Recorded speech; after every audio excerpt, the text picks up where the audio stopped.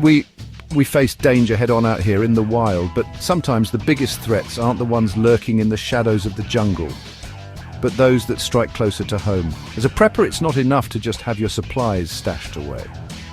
You need to be ready to face any situation head-on, just like we do out here. That's why practicing emergency drills is crucial. Think of it as your survival training for the unexpected. Fire, blackouts, needing to bug out or hunker down. These aren't just scenarios, they're real-life challenges. In this video, we'll tackle 5 essential drills: fire drills, blackout drills, bug-out drills, shelter-in-place drills, and first aid drills. We'll break down why they matter and how to make sure you and your loved ones are prepared for anything. Remember, in survival, knowledge is power, and practice makes perfect. Out in the wild, fire can be a friend, a source of warmth, and a way to cook food. It brings people together, creating a sense of community and comfort. The crackling flames and the smell of burning wood can be almost hypnotic, drawing you into a state of relaxation and peace. But in your home, it's a force of nature that demands respect. A house fire is unpredictable and can spread rapidly, turning a safe haven into a dangerous trap. A fire can erupt in an instant, smoke billowing, flames licking at everything in their path. The thick black smoke can obscure your vision and make it difficult to breathe, adding to the chaos and confusion. Panic sets in, and clear thinking goes out the window. In those critical moments, every second counts, and knowing exactly what to do can make all the difference. That's why fire drills are non-negotiable. They prepare you for the worst-case scenario, ensuring that everyone in the household knows their role and the steps to take. Think of a fire drill as your escape route from a raging inferno. It's a practice run that can save lives, giving you the confidence to act swiftly and decisively. You need to know every twist and turn, every possible exit, like the back of your hand. Familiarize yourself with the layout of your home and identify multiple escape routes from each room.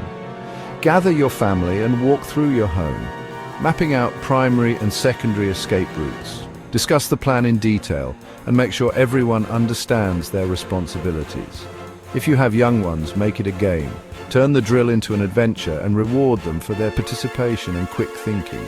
Time yourselves. Every second counts when you're racing against the clock. The faster you can get out, the better your chances of staying safe. Make sure everyone knows where to meet outside, a designated safe spot away from the house. This is crucial for ensuring that everyone is accounted for and no one re-enters the burning building. And remember, once you're out, you stay out. Never go back into a burning building, no matter what you left behind. Never go back into a burning building. The risks are too great and the consequences can be fatal. Practice this drill regularly, just like you would practice making a fire in the wilderness. Repetition builds muscle memory, making your actions almost automatic in an emergency. Make it second nature so that if the alarm ever sounds for real, your body knows exactly what to do. The more you practice, the more confident and prepared you'll be. It could be the difference between life and death. Your preparedness can save lives, turning a potential tragedy into a story of survival and resilience. We're used to relying on the elements for light out in the wilderness, where the sun and the moon guide our way.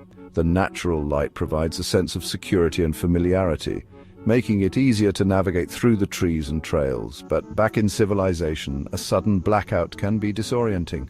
The abrupt loss of artificial light plunges us into an unfamiliar darkness, disrupting our routines and creating a sense of unease. The lights go out, the hum of appliances falls silent, and darkness descends. The once familiar surroundings of our homes and neighborhoods become shadowy and obscure, making even simple tasks challenging. But panic won't keep the lights on. Staying calm and collected is crucial in these moments. It's important to remember that a clear mind can help you navigate through the darkness more effectively. That's where blackout drills come in. These drills are designed to prepare you and your family for unexpected power outages, ensuring that everyone knows what to do and where to go when the lights go out.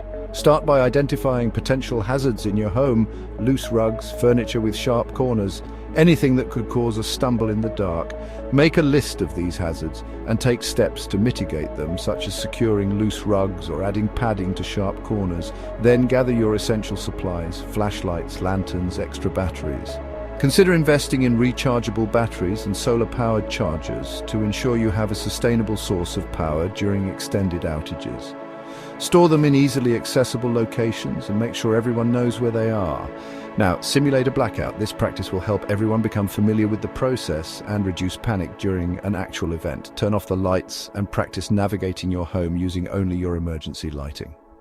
This will help you identify any additional hazards and ensure that your emergency lighting is sufficient to move around safely. Locate your water supply, your non-perishable food, and any other essential items. Make sure these supplies are stored in a way that they are easy to find and access in the dark. If you rely on electrically powered medical equipment, have a backup plan in place. This could include battery backups, manual alternatives, or relocating to a place with power. And remember, communication is key. Have a way to contact family members or emergency services, even if your phones are down. Hand crank radios and satellite phones can be invaluable in these situations. Have a way to contact family members or emergency services, even if your phones are down. Establish a communication plan with your family so everyone knows how to check in and stay informed. A blackout drill isn't about being scared of the dark, it's about being prepared for it. By practicing and planning, you can turn a potentially frightening situation into a manageable one, ensuring the safety and well-being of you and your loved ones. Chapter 3: Bug-out drills, moving like a nomad. In the wild, we're always on the move, adapting to changing conditions. Whether it's the changing weather, the need for food, or the search for a safer location, movement is a constant. This nomadic lifestyle teaches us resilience and flexibility, essential traits for survival. Sometimes the situation demands that we pack up and move quickly. Emergencies don't wait for us to be ready. They strike without warning, and our ability to respond swiftly can make all the difference. It's about being prepared to leave at a moment's notice. The same goes for prepping. Being prepared means having a plan and the necessary supplies ready to go. It's about anticipating the unexpected and being ready to act when the time comes. A bug-out situation means it's time to evacuate, to leave your home and seek safety elsewhere.